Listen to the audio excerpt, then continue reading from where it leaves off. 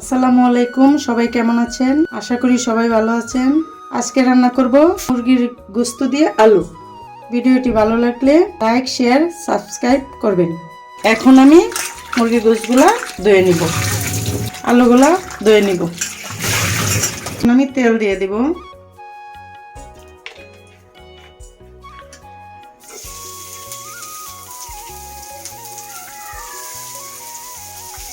দিয়ে দিব এলাচ, দারচিনি, লং কয়টা,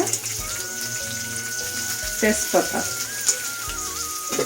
দিয়ে আমি পেঁয়াজটা ভাজতে নিব একটু।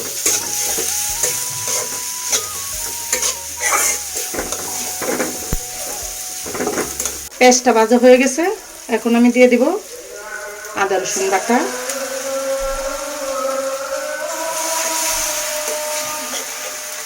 জিরা বাটা যেহেতু ব্লেন্ডার করা থাকে,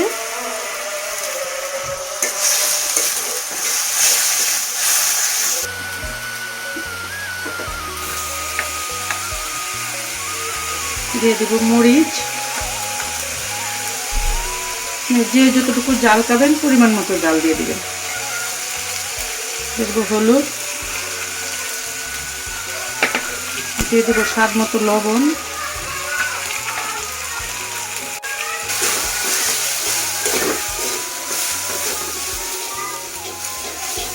মশলা কষানোর জন্য পানি দিয়ে দেব।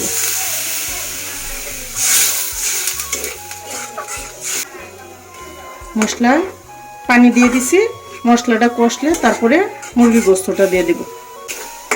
মশলাটা কষানোর জন্য 2 মিনিট আমি ঢেকে রাখবো। মুরগির গোশত রান্না করতে যা যা লাগবে: পেঁয়াজ কুচি, এলাচ, দারচিনি, লং, তেজপাতা, তারপরে আদা রসুন বাটা, জিরা বাটা, তারপরে দিয়ে দিব মশলাটা। আমার কষানো হয়ে গেছে, এখন আমি মুরগির গোশতটা দিয়ে দিব। মুরগির গোশতটা দিয়ে দিব।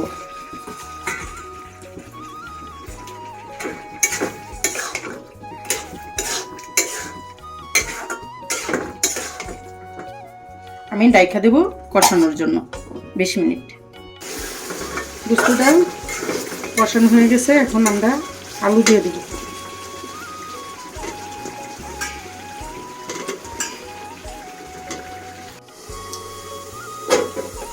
আমার কষানো হয়ে গেছে গা, এখন আমি ঝোল দিয়ে দিব।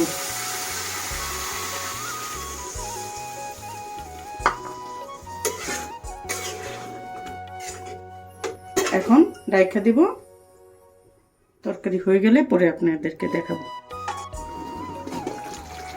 এখন আমার তরকারি হয়ে গেছে।